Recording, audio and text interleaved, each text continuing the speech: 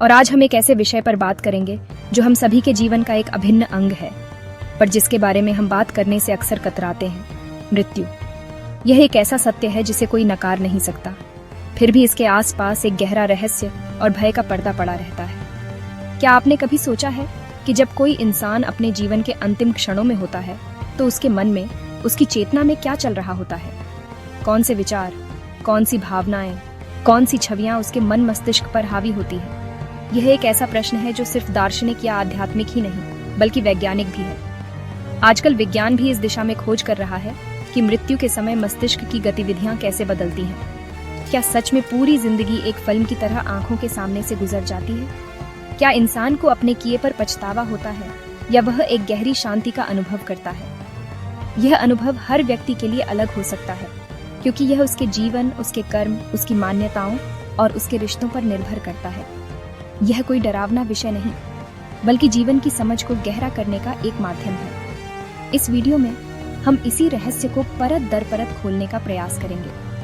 हम जानेंगे कि मृत्यु के निकट पहुंचने पर मन और भावनाओं की मुख्य अवस्थाएं क्या होती हैं। हम विज्ञान, मनोविज्ञान और आध्यात्मिक दृष्टिकोणों को मिलाकर यह समझने की कोशिश करेंगे कि अंतिम क्षणों का यह सफर कैसा होता है। तो चलिए इस यात्रा पर मेरे साथ चलिए और जीवन के इस परम सत्य को और गहराई से जानने का प्रयास करें।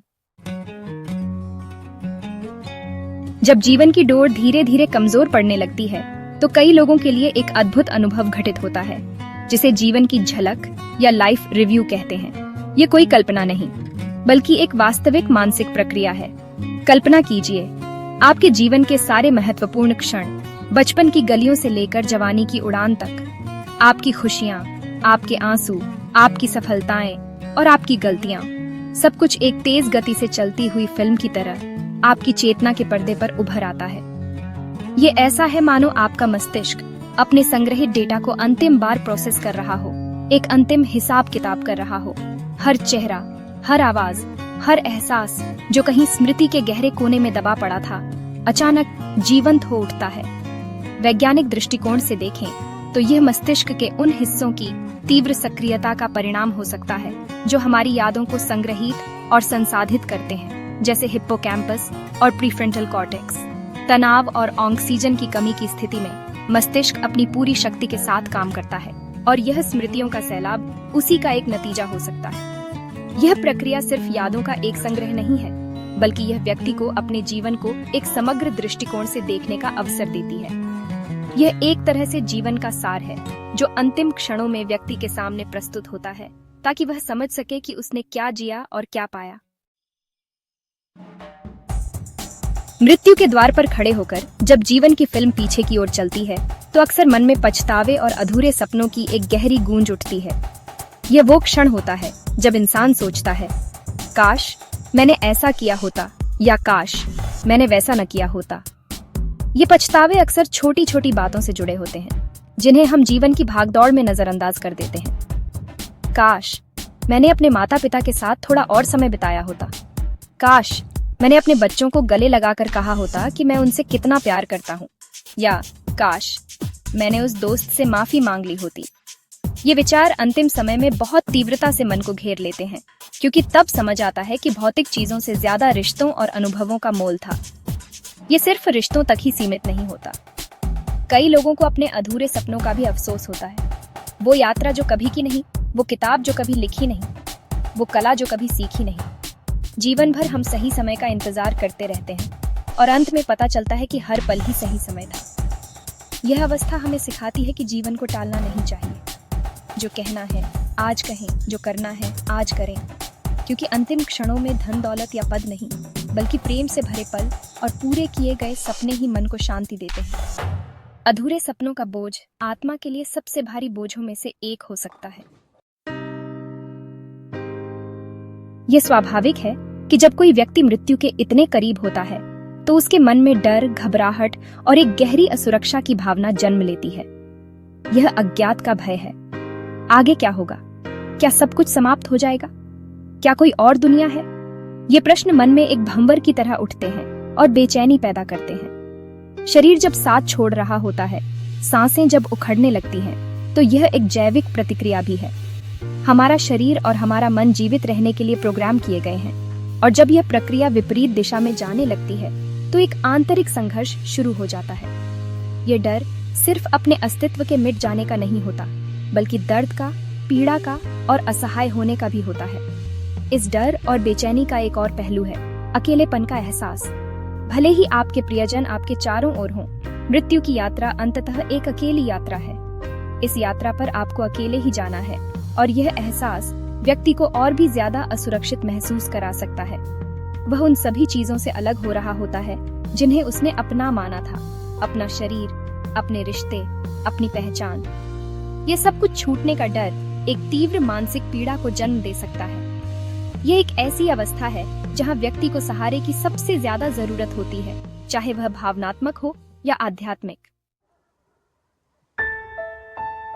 जब इंसान को यह आभास हो जाता है कि उसका समय अब पूरा हो चुका है, तो उसका ध्यान अक्सर खुद से हटकर अपने प्रियजनों की ओर चला जाता है। उसके मन में यह चिंता घर कर लेती है कि मेरे जाने के बाद इनका क्या होगा। एक पिता अपनी बेटी के भविष्य के बारे में सोचता है, एक माँ अपने छोटे बच्चे की चिंता करती है, एक पति अपनी पत्नी के अकेलेपन के बारे में सोचता है। यह चिंता प्रेम का सबसे शुद्ध और निस्वार्थ रूप है। अपने दर्द और अपनी पीड़ा के बीच भी व्यक्ति अपने परिवार की सुरक्षा और खुशी के बारे में सोचता है।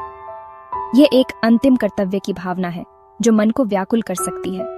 इसी चिंता के साथ एक और गहरी इच्छा जन्म लेती है, अपने प्रियजनों को एक आखिरी बार देखने की, उनकी आवाज सुनने की, उन्हें छूने की। कई बार देखा गया है कि लोग अपनी अंतिम सांस तक किसी खास व्यक्ति का इंतजार करते हैं, और जैसे ही वह व्यक्ति उनसे मिल लेता है, वे शांति से शरीर छोड़ देते हैं। यह बंधन इतना गहरा होता है कि भौतिक शरीर के कमजोर होने के बावजूद चेतना अपने प्रियजनों से जुड़ी रहती है। वे अपनी आंखों से यह सुनिश्चित कर लेना चाहते हैं कि उनके अपने ठीक हैं और वे उन्हें अलविदा कह सकें। यह अंतिम मिलन और विदाई दोनों पक्षों के लिए एक बहुत ही महत्वपूर्ण और भावनात्मक क्षण होता है। हर किसी के लिए मृत्यु का अनुभव भय और बेचैनी से भरा नहीं होता।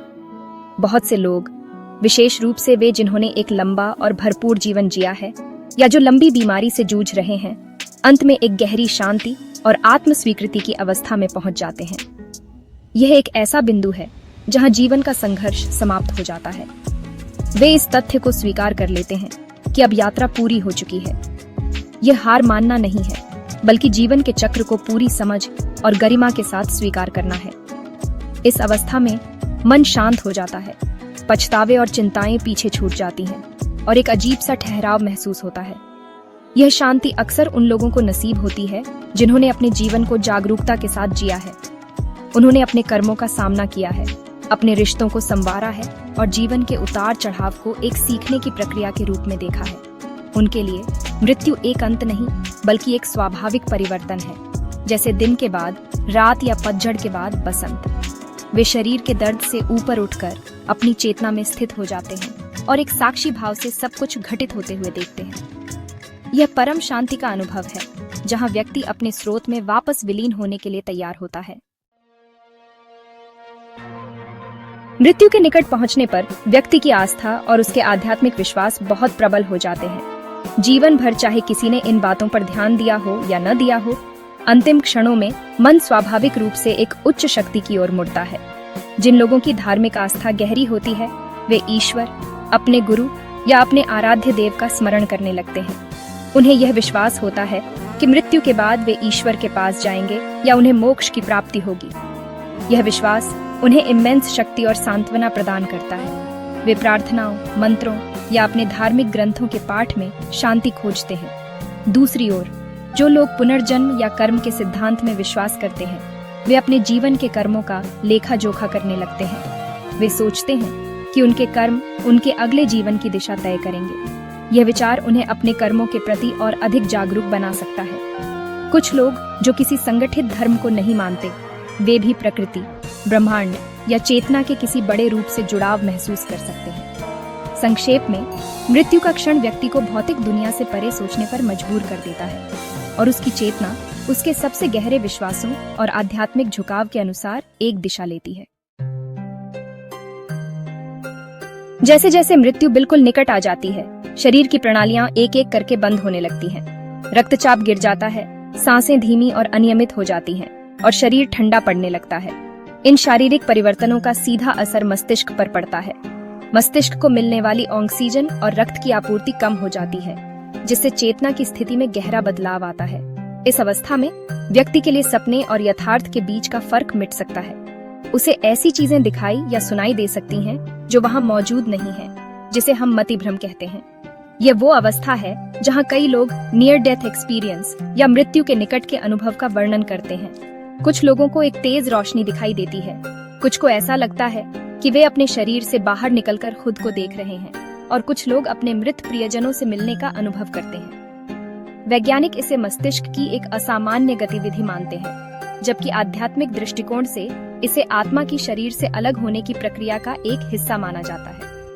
यह चेतना का अंतिम और सबसे रहस्यमयी चरण है, जहां भौतिक दुनिया के नियम धुंधले पड़ जाते हैं और व्यक्ति एक अलग ही आयाम में प्रवेश कर रहा होता है। तो हमने देखा कि मृत्यु के अंतिम क्षणों में मन और चेतना की यात्रा कितनी जटिल, गहरी और व्यक्तिगत होती है। यह जीवन की स्मृतियों, अधूरे सपनों, डर, प्रेम, शांति और आध्यात्मिकता का एक मिला जुला अनुभव है। हर व्यक्ति का अनुभव उसकी अपनी जीवन यात्रा का प्रतिबिंब होता है। इस विषय पर बात करने का उद्देश्य भय फैलाना नहीं, बल्कि जीवन के प्रति हमारी समझ को और गहरा करना है। जब हम मृत्यु को समझते हैं तो हम जीवन को बेहतर ढंग से जीना सीखते हैं। हम यह समझते हैं कि क्या चीजें वास्तव में मायने रखती हैं, हमारे रिश्ते, हमारा प्रेम, हमारी शांति और हमारे कर्म। ये जानना कि अंत में पछतावे रह जाते हैं, हमें आज ही अपने जीवन को पूरी जागरूकता और प्रेम के साथ जीने के लिए प्रेरित करता है। यह हमें सिखाता है कि हम उन लोगों से अपनी भावनाएं व्यक्त करें जिनसे हम प्रेम करते हैं, और उन सपनों को पूरा करने की दिशा में कदम बढ़ाएं जिन्हें हम जीना चाहते हैं। मृत्यु जीवन का अंत नहीं, बल्कि जीवन के चक्र का एक हिस्सा है। इसे समझने से हम भयमुक्त होकर एक अधिक सार्थक और संपूर्ण जीवन जी सकते हैं। अगर आप किसी खास तरह की मृत्यु, जैसे कि आकस्मिक मृत्यु या किसी योगी की मृत्यु के समय मन की स्थिति के बारे में जानना चाहते हैं, तो कृपया नीचे कमेंट्स में बताएं। हम भविष्य के वीडियो में उन विषयों पर भी चर्चा करने का प्रयास करेंगे। इस गहरी यात्रा में मेरा साथ देने के लिए आपका धन्यवाद। नमस्कार।